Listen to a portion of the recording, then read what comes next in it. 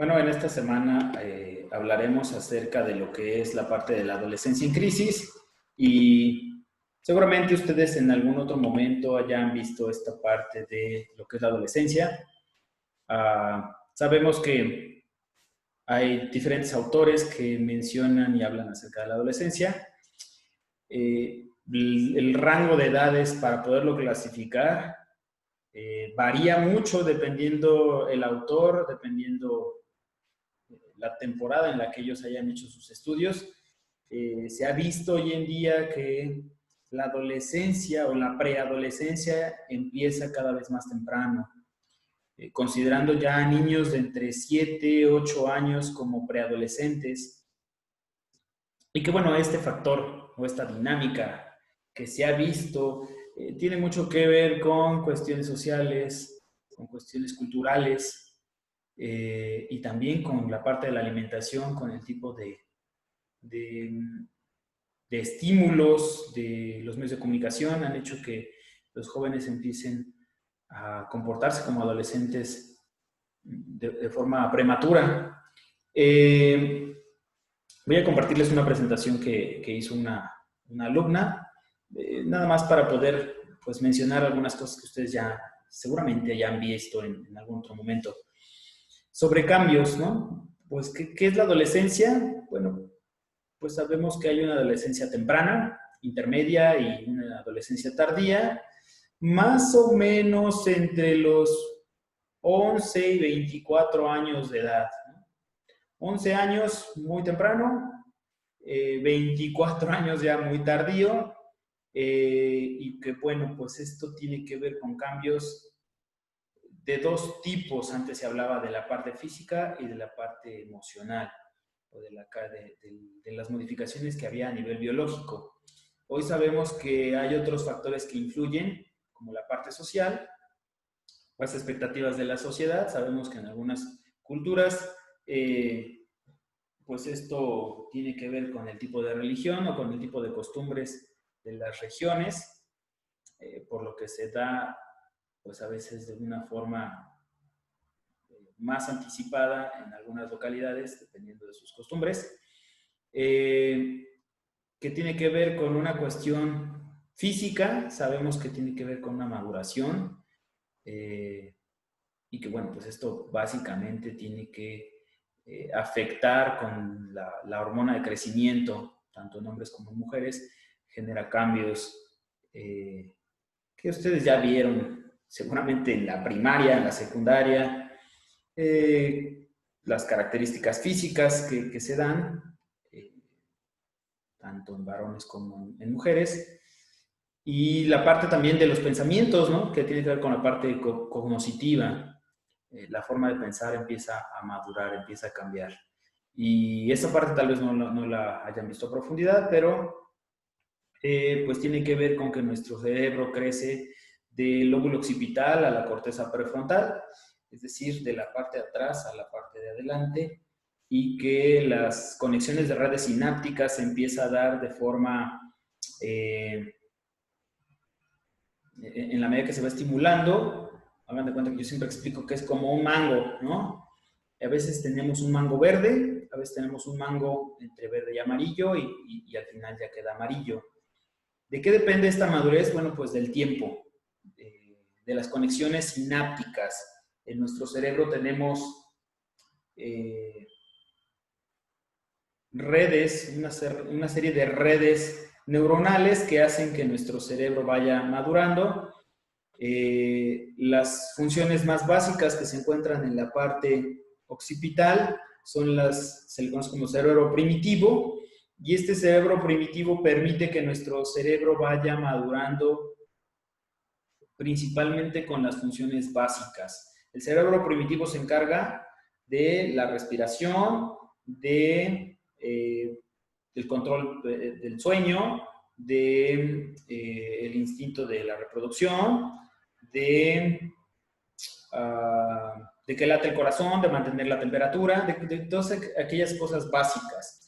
Después tenemos un cerebro intermedio que se conoce como el cerebro emocional. Hay una teoría que habla del cerebro triuno, que dice que en la evolución de las especies, acorde a lo que Darwin dice, nuestro cerebro fue evolucionando y hay algunas teorías que dicen que el más primate haya empezado a cocinar los alimentos. Eso generó otro tipo de células y que la masa cefálica pudiera empezar a tener mayor capacidad, y esto desarrolló algo que se conoce como el cerebro emocional. El cerebro emocional nos ayuda a tener la parte de la empatía, a poder expresar sentimientos, a poder tomar decisiones en función a cómo nos sentimos. Una persona que está enojada toma decisiones diferentes a una persona que está feliz. Cuando nuestro estado de ánimo es de apatía, también nuestra actitud y nuestra disposición es diferente, ¿no? Entonces, pues esto da la lógica de que hay algunos animales que también se centran como nosotros, sus decisiones centrado en lo que les gusta, ¿no? Por si el delfín escoge su pareja y se reproduce sexualmente cuando quiere, cuando le gusta, no está centrado en un ciclo. Es más bien como el ser humano. Nosotros tenemos relaciones sexuales, bueno, hay gente que lo hace como animal, pero hay otras personas que lo hacen por amor, con quien quieren y buscan cuándo y en dónde y la situación como más adecuada, ¿no? Y la corteza prefrontal, que tiene que ver con la parte más evolucionada del ser humano, en donde nos habla sobre la parte del desarrollo del juicio, de la percepción del peligro, del lenguaje, del pensamiento lógico-matemático. Entonces, promedio, un cerebro pues se tarda alrededor de 22, 24 años en tomar todas sus capacidades, en poderlas potencializar, desde que empieza a arborizar de la parte de atrás hasta la parte de adelante. Es decir, el cerebro ya está completo cuando nosotros nacemos, pero no todas las funciones están prendidas, no todas las partes del cerebro funcionan. Y entonces, pues bueno, pues nosotros hablamos de la adolescencia como constructo social, ¿no? Porque ya hay cosas o hay ciertas situaciones esperadas socialmente hablando, pero también la parte del nivel educativo nos ayuda a que los aprendizajes esperados vayan en función también a las capacidades del ser humano. Y bueno, pues tiene que ver con muchos factores, como les decía, ¿no? O sea, la parte de que nosotros tengamos ahora acceso a la información en todos lados hace que también haya una madurez acelerada al acceso a la información.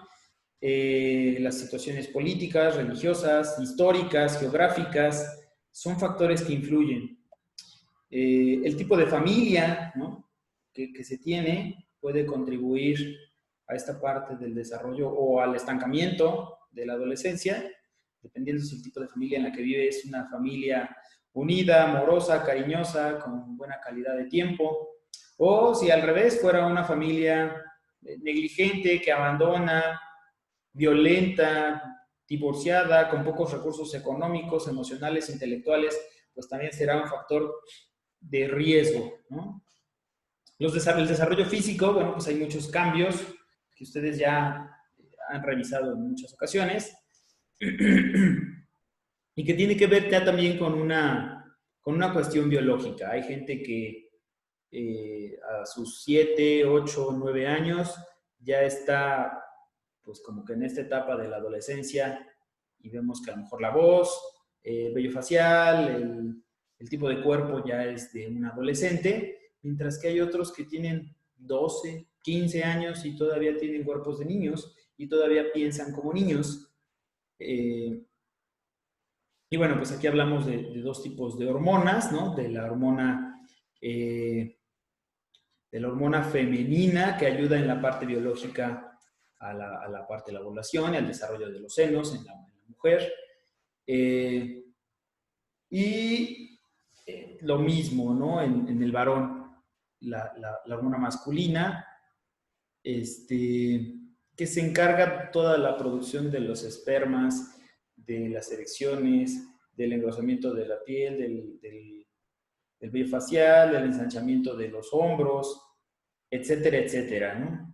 Entonces, ¿de qué hablamos? Bueno, pues que en el caso de los varones la testosterona es una de las sustancias más importantes para los cambios físicos, y en el caso de la mujer hablamos de la progesterona, que pues se produce en mayor cantidad y esto genera la parte de los cambios biológicos. Pero bueno, hay otra parte que está relacionada pues como con esta situación a nivel emocional y mental, ¿no? Que me gustaría explicarles desde una autora que se conoce, que se llama Arminda Arverasturi. Yo les voy a adjuntar un archivo para que ustedes puedan leer un poco más de información a detalle. Y ella habla de algo que se conoce como el síndrome de la adolescencia. Y nos explica que hay algo que es la adolescencia normal. Y nos lo explica desde el plano emocional. Entonces, qué mejor que ustedes puedan tener de maestro a un psicólogo que les pueda explicar un poco de vista, no de la parte, tal vez si tuvieran un profesor médico, pues les hablaría más de los cambios fisiológicos, pero yo les voy a hablar hoy más sobre la parte de la situación interna, qué es lo que sucede a nivel emocional. Y entonces, Arminda Verasturi habla acerca de algo que se conoce como la adolescencia normal. Incluso hace un libro sobre la adolescencia normal y nos dice que es normal todos estos cambios que la gente normalmente considera como una enfermedad o como características de rebeldía, y nos encasilla 10 cosas, ¿no? 10 situaciones. Yo les voy a hablar de algunas de ellas, otras no las voy a tocar. Voy a tocar las que me parecen más importantes para que nosotros podamos entender al adolescente. El adolescente pues va a tener algo que se conoce como la búsqueda de identidad. Y cuando hablamos de la búsqueda de identidad, resulta que hay una crisis emocional que está relacionada con el cambio físico que empieza a tener, en donde tenía el cuerpo de un niño y crece el cuerpo de un adulto, pero en este proceso hay una crisis existencial. La crisis existencial es como aceptar que ya me estoy volviendo viejo y entonces me están saliendo canas y que me duele la rodilla. Entonces viene como que esta parte de una negación. Es un mecanismo de defensa del ser humano para poder resistirse a este cambio. Es decir, que de manera natural todos tendemos a resistirnos al cambio. Es decir, yo ya estaba acostumbrado a dar clases de forma presencial y ahora me cambian esto a una clase virtual. Ay, me cuesta trabajo entregar tareas, y me cuesta trabajo conectarme al Zoom, y me cuesta trabajo ahora dedicarle tiempo a la computadora, ¿no? Y entonces va a pasar algo muy parecido. Ahora que todos ya empecemos a regresar a las aulas normales. Ay, pero estaba mejor el aula virtual, ¿no? Y dices, no, pues ahora ya tenemos que regresar al aula tradicional. Entonces, otra vez hay que volverse a adaptar. Algo muy parecido pasa con el ser humano. ¿Qué es lo que sucede cuando me empiezan a salir canas? Cuando me empiezo a envejecer y me doy cuenta que estoy con arrugas, pues me empiezo a poner cremas, me empiezo a pintar el cabello, empiezo a comprarme ropa más juvenil para negar como que esta vejez. Y con el adolescente pasa algo muy parecido.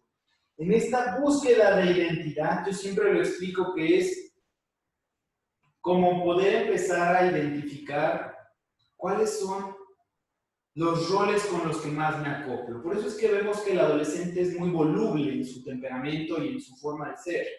Hoy en día, a lo mejor experimenta ser darketo y se prueba el traje de darketo y toma la actitud de darketo, y está serio y no se ríe y todo de negro y está de luto.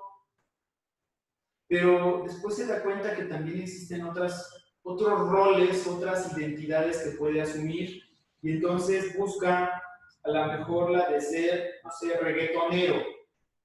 Y entonces ya adopta este estilo reggaetonero en donde busca el atuendo y la forma de caminar, la forma de pensar, tiene que ir ligado con una cultura de cierto tipo de música, de creencias, de valores, pero dura 2, 3 días, dura una semana si se da cuenta que ya existió algo totalmente diferente y que puede ser fresa, que puede ser naco, que puede ser hippie, que puede ser como de diferentes formas. De alguna manera se da cuenta que en su casa tiene un código postal, cierto tipo de valores, cierto tipo de normas, pero que afuera de este núcleo existen otras cosas que le enseñan una filosofía de ser, de pensar, de vivir totalmente distintas a las que él ha adoptado. Y entonces él quiere experimentar todas estas para saber con cuál es con la que más se identifica.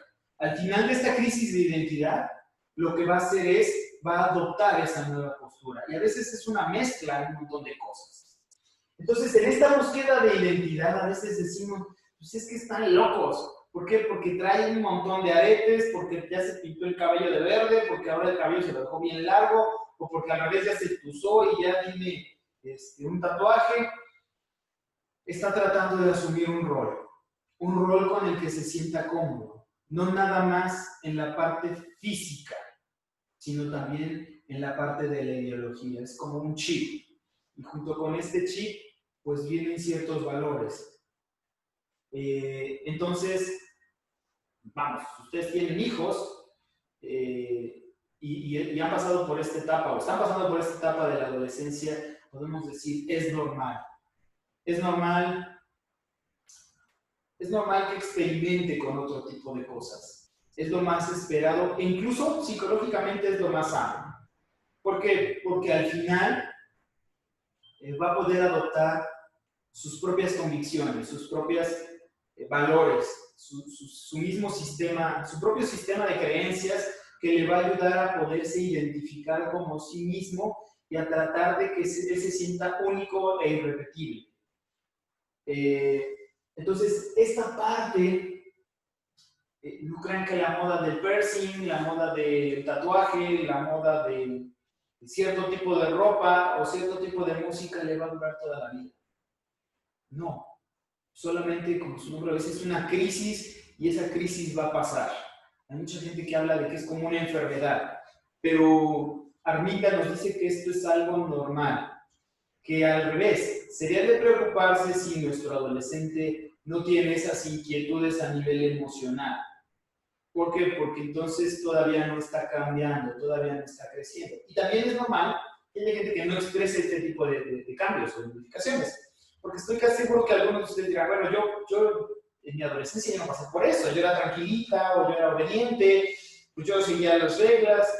Y bueno, sí, y esa sería como la normalidad en términos de generalidades. La mayoría de las personas pasan por algunas de estas características o de estos síntomas, ¿no?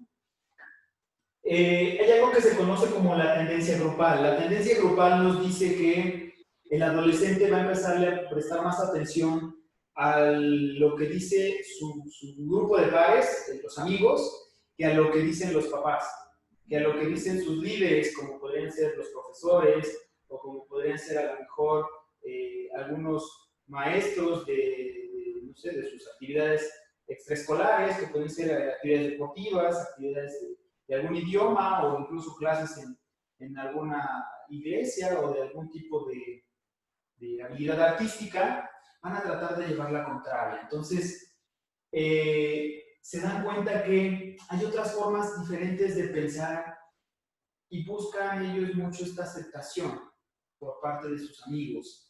Lo que esté de moda, lo que esté en la tendencia, van a tratar como de buscarlo, sea formas de vestir, sea tipos de música, sea a lo mejor deportes, o incluso actividades delictivas, si es que está de moda, como a lo mejor en algún momento estaba el graffiti, ¿no?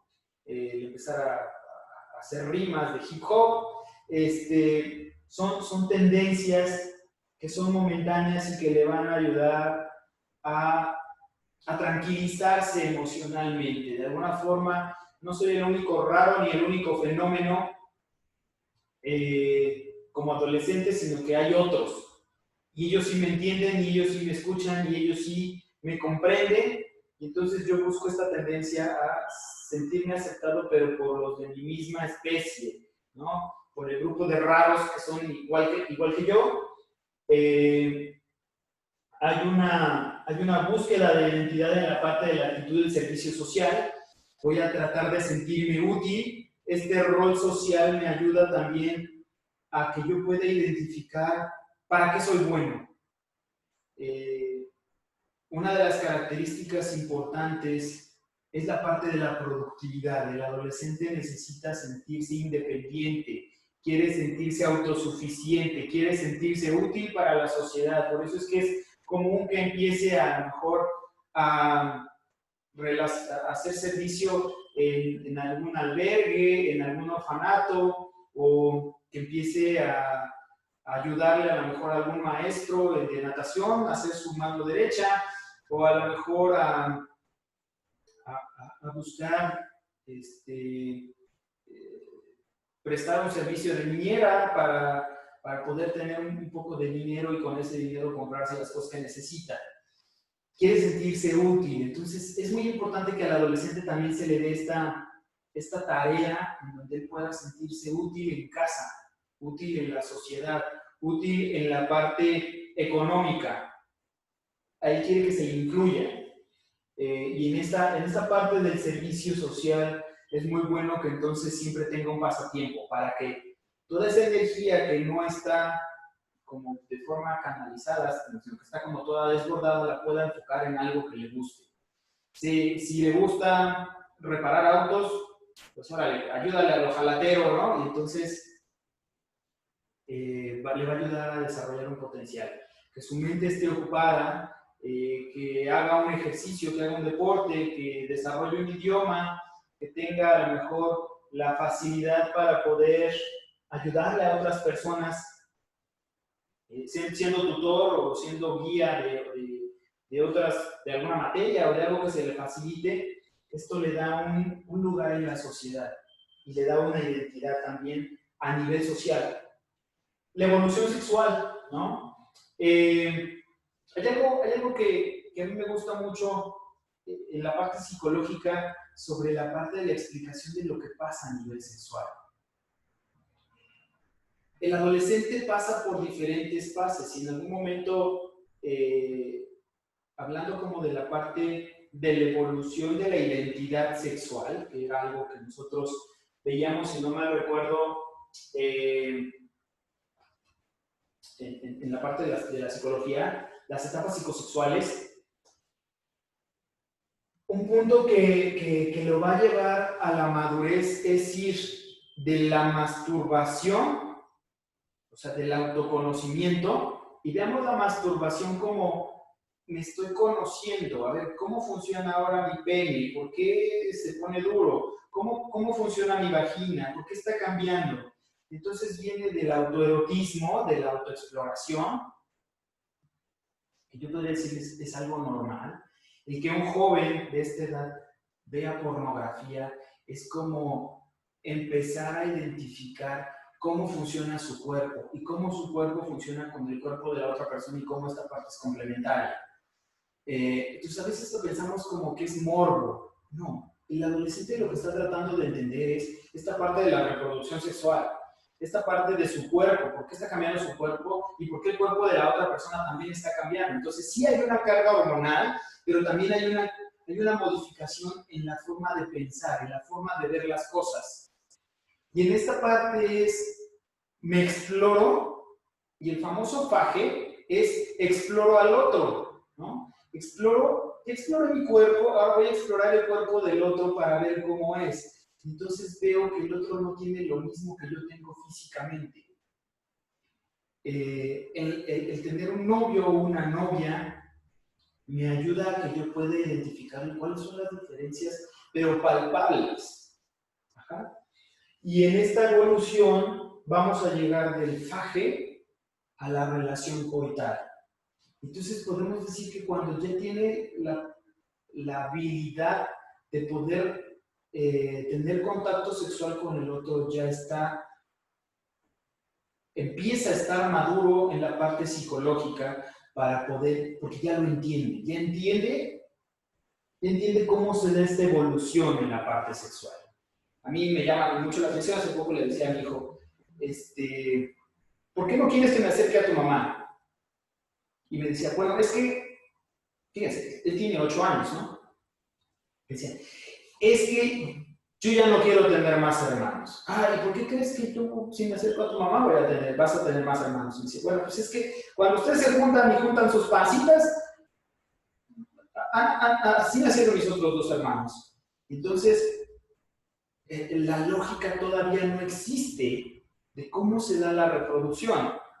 Y a lo mejor incluso yo teniendo 12, 15 años, puedo tener de manera teórica como el conocimiento, porque a lo mejor lo he visto en la escuela, pero no lo he vivido, no tengo la parte práctica. Entonces, la parte del contacto sexual me ayuda a tener la parte práctica, la parte de ver pornografía, de revisar los baños de las niñas, ¿no? O de andar explorando revistas o videos, me ayuda a que yo pueda entender mejor cómo funciona la parte sexual, cómo funciono yo. Ajá. ¿Qué otra parte? Bueno, hay una desorientación temporal, ¿no? La desorientación temporal se da por la falta de la madurez del lóbulo parietal, en donde el joven normalmente no toma en cuenta el tiempo que va a transcurrir. Por decir, es muy común que en la orientación vocacional se les diga a los jóvenes pues que ya tienen que escoger una carrera y que ya tienen que ir buscando qué les gusta, porque les queda 1 año para poder escoger una escuela.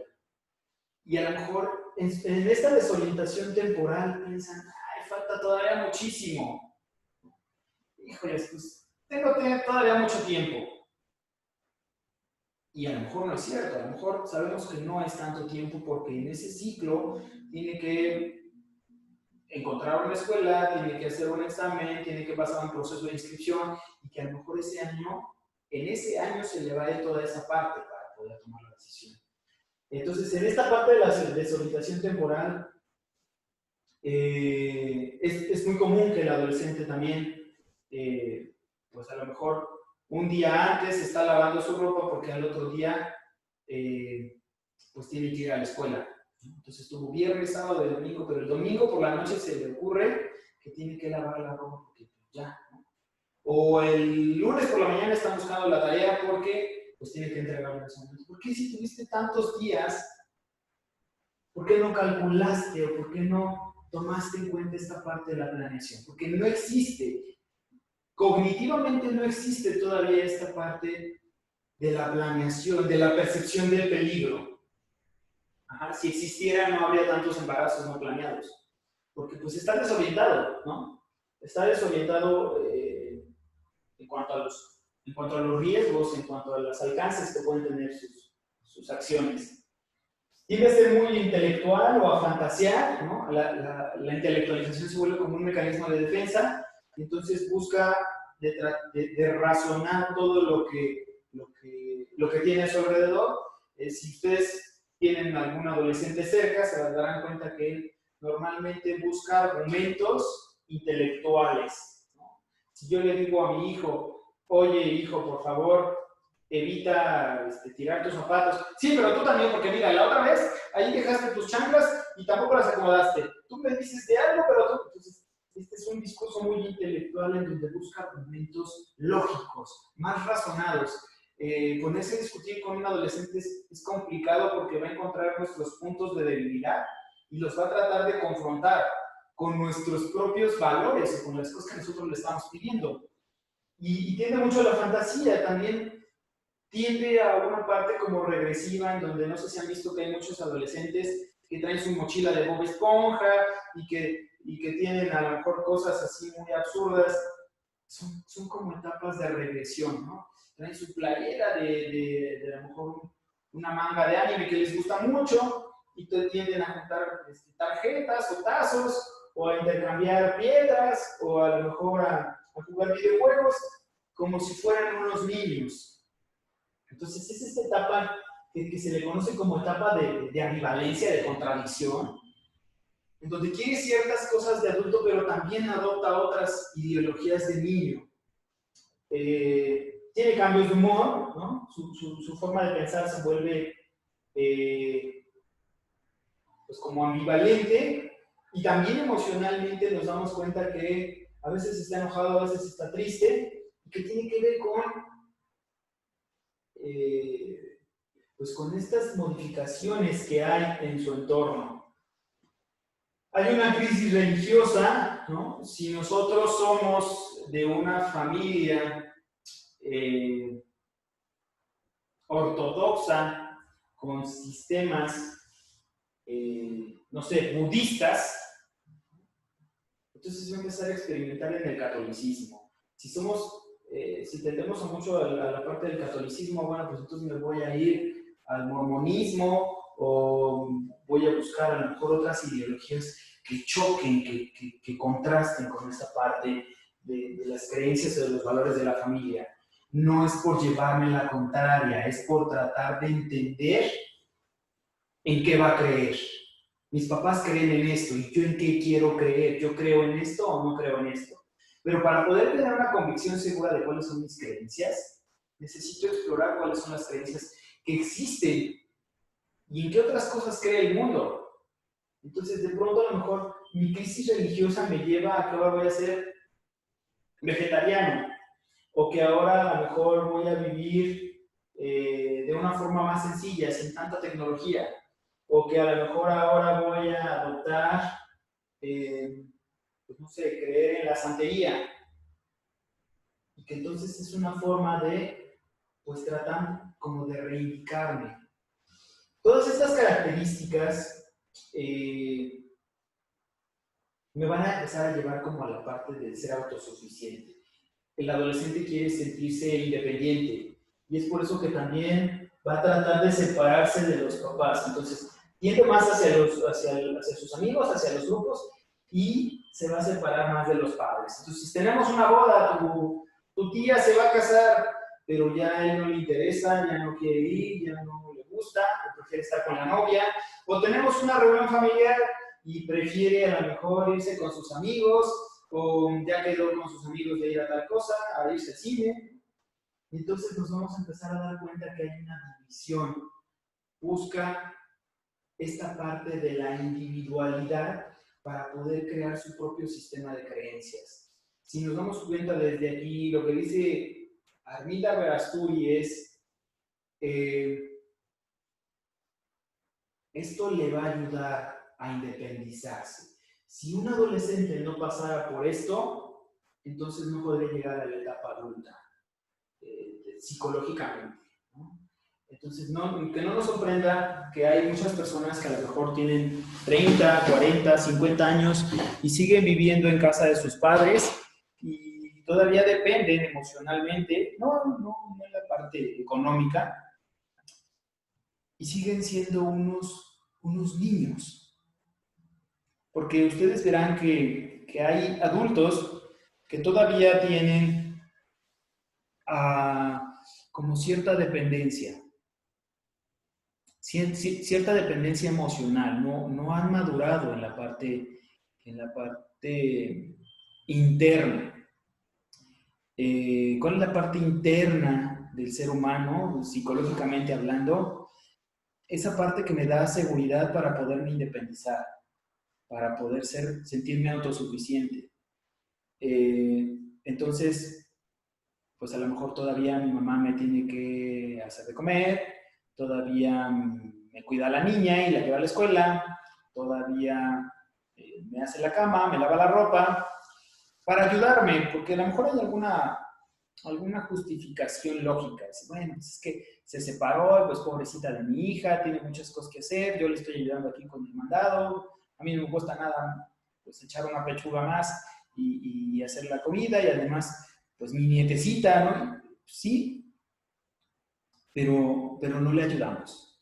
No le ayudamos a que pueda madurar, a que pueda independizarse. Mientras la hija, aunque tenga 50 años, siga en casa de sus padres, va a seguir siendo una hija. Y desde la visión de la mamá, esa hija sigue siendo su niña, ¿no?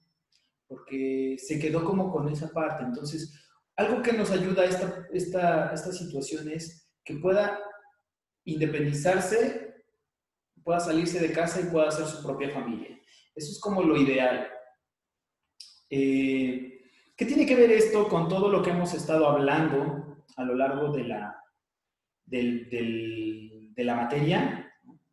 La parte de este taller de orientación vocacional tiene dos partes.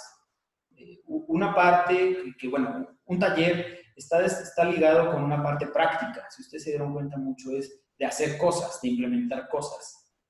Y la otra parte es la parte intelectual, la parte teórica, que nosotros podamos entender cómo esto se relaciona con la formación que nosotros podemos llegar a tener. Entonces, voy a hacer un resumen sobre algunas de las cosas que estuvimos revisando.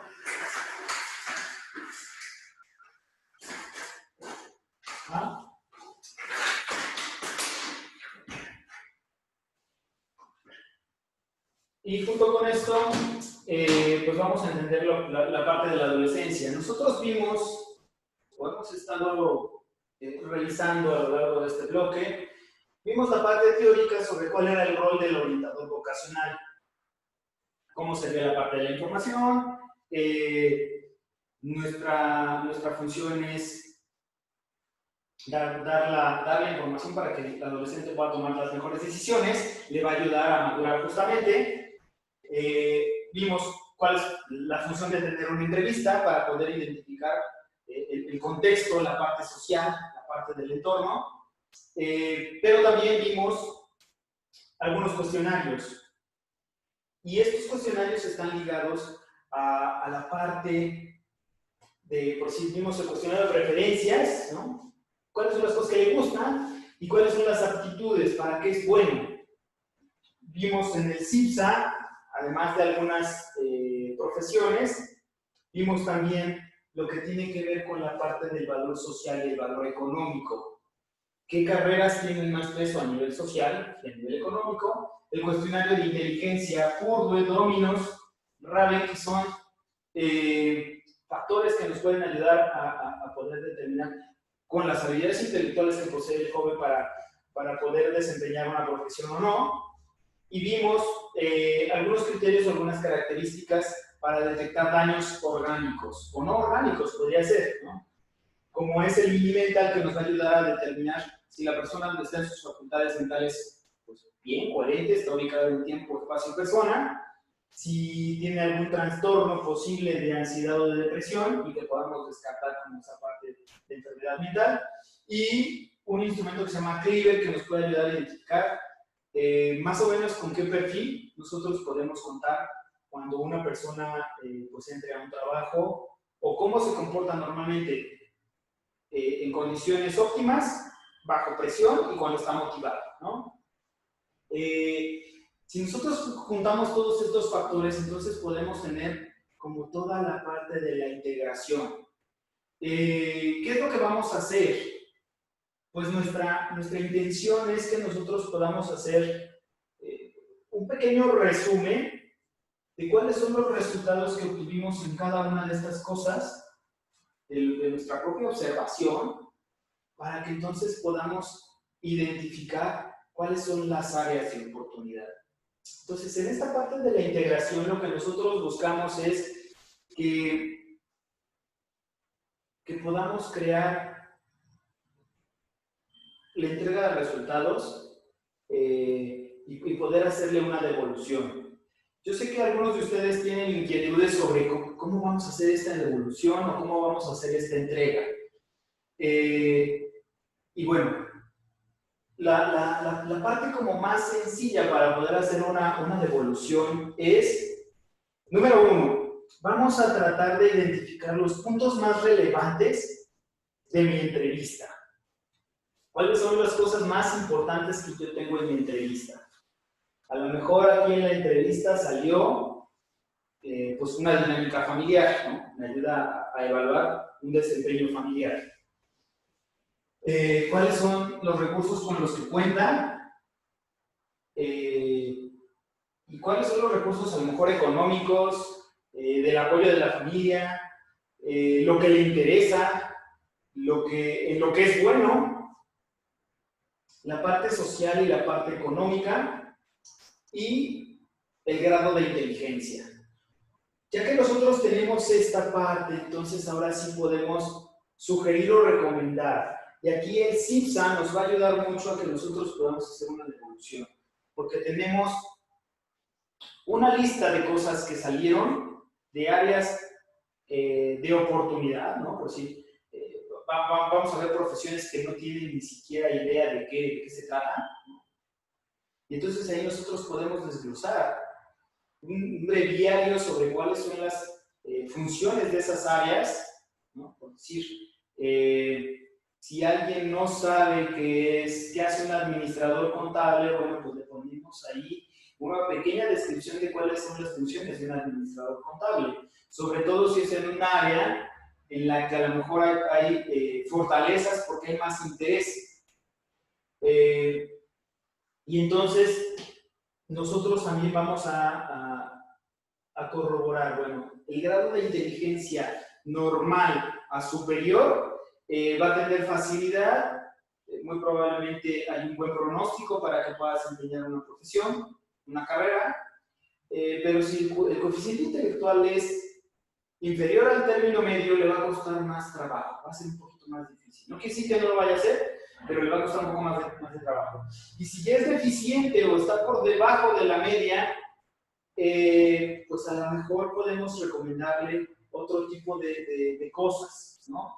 Como a lo mejor algún otro tipo de ocupación que sea un poco más sencilla, que no requiera tanto la parte intelectual. Esto no quiere decir que no sea apto. Recordemos que una parte muy importante es el interés. Si la persona tiene el interés, aunque le cueste trabajo, va a ser perseverante y lo va a desarrollar. Porque si tiene la motivación lo va a llevar, aunque tenga un CI bajo, pues él puede desarrollar lo que quiera, ¿no? Y en la parte orgánica, pues lo que tratamos de descartar es, pues una de las enfermedades más fuertes hoy en día, dijimos que era la ansiedad y era la depresión. Obviamente una persona ansiosa, pues maneja niveles elevados de mucha tensión, y una persona deprimida, pues no va a tener la motivación para desempeñarse. Y una persona con una enfermedad mental, que es lo que evalúa el mini mental, pues tampoco va a poder tener las capacidades para poder pues sacar un buen resultado, ¿no? ¿Por qué? Pues porque no va a tener como esta facultad, y a lo mejor lo que necesita es pues una valoración psiquiátrica, médica, neurológica, que pueda diagnosticarle, que pueda valorar si necesita algún tratamiento médico y que pueda ayudarle a pues contrarrestar esta situación, ¿no? Entonces, es importante que cuando nosotros hagamos esta retroalimentación, número 2, podamos tomar en cuenta que con quien estamos hablando es una persona que no conoce estos instrumentos o que no conoce lo que yo estoy midiendo. Por lo tanto, tengo que traducirlo. Ustedes han ido al médico y a veces el médico no se aterriza en la realidad del paciente, ¿no? Y entonces empieza a decir una bola de términos raros, médicos, ¿no?, que no entiende el paciente. Entonces dice, fíjese que usted tuvo, debido a la placa de resonancia electromagnética que se sacó, detectamos que en el lóbulo temporal tiene una contusión, y que entonces esa contusión, pues es probable que va a ser... Sí, pero ¿qué carambas es eso? Bueno, que de este lado de la cabeza te pegaste y hay un derrame, hay un coágulo de sangre, ¿no? Entonces eso sería más fácil, que nosotros podamos traducir la información. Y yo a algunos de ustedes se los puse, y algo que sí me preocupa es que podamos decir, bueno, tuvo en el instrumento de Feldstein de Minimental, tuvo 29 puntos. Sí, qué bien que lo pusieron. Pero, ¿eso es bueno? ¿Eso es malo? ¿Está dañado mentalmente? ¿Va a salir adelante y eso se cura? Si yo no explico qué significan 29 puntos, entonces yo no estoy haciendo una buena devolución. Entonces, en esta parte de los resultados es ir explicando para qué sirve cada instrumento y qué fue lo, lo que se obtuvo en estos resultados. Y junto con esta parte, explicarle, porque a lo mejor yo digo, ah, bueno, tiene un percentil de 99. Y eso, no, pues sí, muchas gracias, se oye muy técnico, se oye muy bien, ¿no? ¿Y qué quiere decir? Ah, pues que su coeficiente intelectual es superior al término medio, o es brillante. ¿Y qué es el coeficiente intelectual, no? Si yo no explico qué es lo que mide la inteligencia, o cómo se mide la inteligencia, puede ser perturbador para el paciente, o puede ser perturbador para el adolescente al que le estoy haciendo la devolución. Entonces, acuérdense que en esta parte más básica, una de mis funciones es la de dar educación. Y la psicoeducación está centrada en, pues, poder detectar cuáles son aquellas recomendaciones que yo puedo dar. Ajá. Ya me di cuenta que el papá o la mamá están obstruyendo en la toma de decisiones porque el papá quiere que sea abogado como él. Bueno, pues yo le voy a decir, fíjese que no tiene esas aptitudes. No tiene aptitudes para eso, pero es bueno para esta otra parte. Fíjese que en sus intereses eso no le importa. No, pero es que como de músico se va a morir de hambre. Bueno, a lo mejor se muere de hambre, pero va a ser feliz con lo que hace. Además, si es bueno en lo que hace, eso lo va a llevar a reconocimiento, a que las demás personas lo admiren y a que entonces sea una persona brillante en esta parte de lo que le interesa y quizá entonces pueda tener las dos partes, pueda tener un mejor ingreso aplicando lo que le gusta. Porque si no, entonces, ¿de qué le sirve a un adolescente desarrollarse en una profesión que económicamente o que socialmente es rentable, pero que no le gusta? Va a terminar la carrera y la va a dejar y nunca la va a ejercer. Ustedes seguramente conocerán a muchos familiares o a muchas personas que estudiaron algo que no ejercen. Ahora, también conocen a muchas personas que escogieron una carrera que el campo laboral no la demanda. Es decir, que la sociedad no la necesita. Ajá. Y entonces hay tantas personas que estudiaron eso que recibe un bajo sueldo o que la oportunidad laboral es muy mala y termina de taxista. Entonces, eso también es frustrante. Nosotros tenemos que explicarle esto al joven y a la mamá o al papá. ¿Para qué? Para que en la devolución la familia también esté consciente y también le involucremos en esto. Nosotros podemos dar recomendaciones si nos damos cuenta que hay en este sentido carreras más rentables que otras, o hay carreras para las que podría tener más fortalezas. Y eso es lo que se requiere que en la hora de hacer un análisis de los resultados, nosotros podamos hacer una integración adecuada.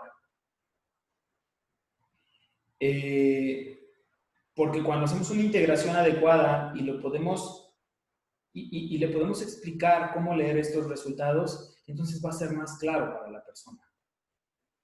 Muy probablemente va a haber cosas que va a decir, sí es cierto, yo ya sabía esto, ¿no? Sí, yo ya me había dado cuenta que mi hijo era bueno para esta parte, ¿no? O a lo mejor hasta el mismo muchacho, sí, yo siempre he tenido claro que a mí me gusta esto, sí, pero a veces el que un tercero te lo diga ayuda a que tú puedas clarificar y confirmar o rechazar alguna idea que tú ya tenías en la cabeza. Ajá. Entonces, esta parte es un proceso pues, muy importante. Yo les voy a pedir que ustedes puedan hacer su integración en no más de una hoja, para que yo pueda leerlo de todos, tratando de ser lo más concreto posible con los resultados. Voy a pedirles que podamos dividir. Yo sé que esta semana no tocan clase, no tocan tareas, toca clase de evaluación virtual. bueno, clase virtual. Pero yo les voy a pedir a la mitad del grupo que me puedan entregar trabajos para que yo pueda poco a poco ir leyendo sus resultados, sus integraciones, y le entrega a ustedes la devolución o la retroalimentación la van a hacer en dos fases. Una parte en un escrito, que es la hoja que yo voy a revisar, ¿no? En donde ustedes van a ir poniendo como cada una de las fortalezas y de las debilidades que tiene esta persona. Y número dos, la van a hacer verbal. La devolución verbal yo no la voy a ver, pero yo voy a dar cuenta a quién le queda claro y a quién no cuando yo los lea. Cuando yo lea sus trabajos me voy a dar cuenta quién sí entendió y quién de plano todavía le falta mucho, pues por redactar. Entonces, yo voy a marcar ahí a la mitad de la lista quiénes son los que van a presentar en esta semana quién me va a entregar trabajo, y a la siguiente semana quién me va a entregar trabajo. Estamos en la semana 12. En la semana 14 debemos de haber terminado ya, porque la semana 14 prácticamente me va a servir para poder hacer aclaraciones sobre sus calificaciones finales, para poder entregarles promedios, para poder aclarar dudas sobre su evaluación del primero, del segundo, del tercero, del cuarto parcial, o sobre algún trabajo en particular. Que ahorita ya no tendría que haber dudas sobre el primer parcial, ya nada más nos enfocaríamos a las calificaciones sobre los últimos trabajos, ¿no? Entonces, bueno, pues eso era con lo que yo quería terminar. Si ustedes recuerdan, al principio en una de las clases, yo les explicaba algo muy parecido a este diagrama. Y entonces les explicaba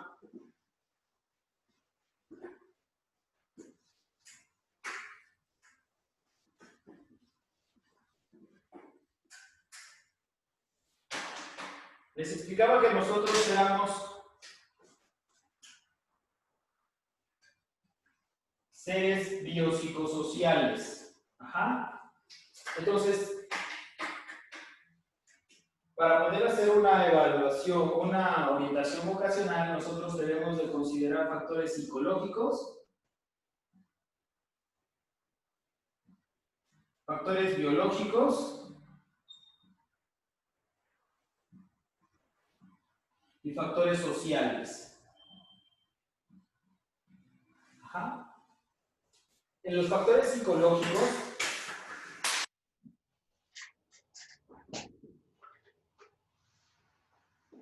nosotros estamos considerando factores de personalidad. Ajá. Estamos considerando entonces características de comportamiento. ¿Cómo reacciona normalmente una persona ante una situación? Entonces, en la parte de lo que nosotros hicimos aquí nos ayudan las pruebas de personalidad, todo lo que me ayuda a identificar la parte emocional, como podría ser el Cleaver. Ajá.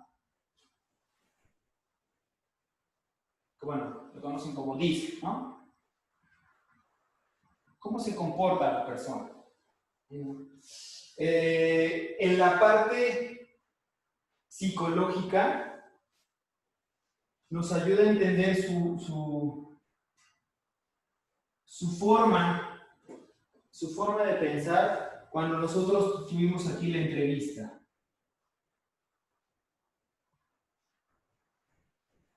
En la parte social, uno de los instrumentos que nos va a ayudar aquí es el CIPSA. Y ustedes acuérdense de la valoración social, de la valoración económica. En la parte biológica tenemos instrumentos como son el Mini-Mental. Hay una parte pues, con la que ya nace, que son todos los cuestionarios de inteligencia.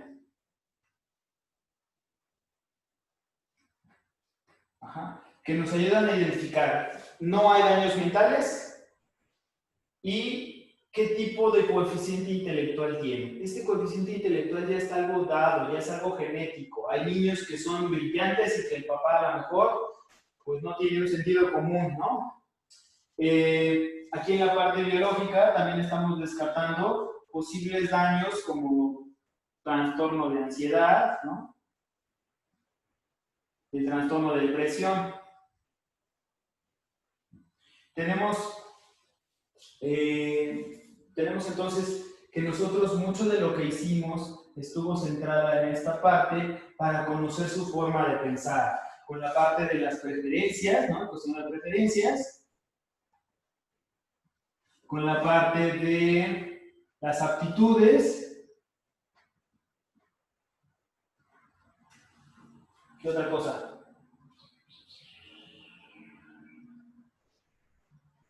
Y bueno, poder entender, ¿no?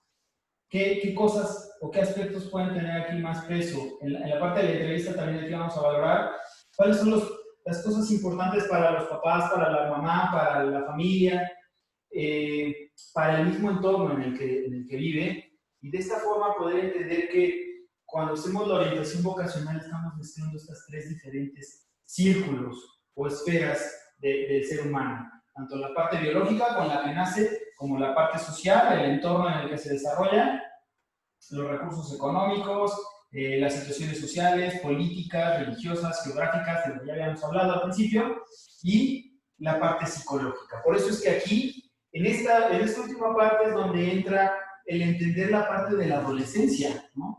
Porque al final de cuentas, es un adolescente que está tomando las decisiones y está pasando también por ciertos procesos y por ciertos cambios físicos, psicológicos, emocionales, sociales, biológicos, ¿no? Bueno, biológico sería la parte física. Y entonces nos damos cuenta que esta parte se vuelve muy compleja. Se vuelve muy compleja porque tiene muchas cosas que están pasando en un solo momento para que pueda tomar una decisión. Que podríamos decir que es una de las decisiones más importantes de su vida, porque eso que estudie, eso a lo que quiera dedicarse es por lo que va a vivir los próximos 30, 40 años de su vida. Entonces, bueno, al final de cuentas, la orientación vocacional no es una decisión tan importante como el poder entender al adolescente que tenemos.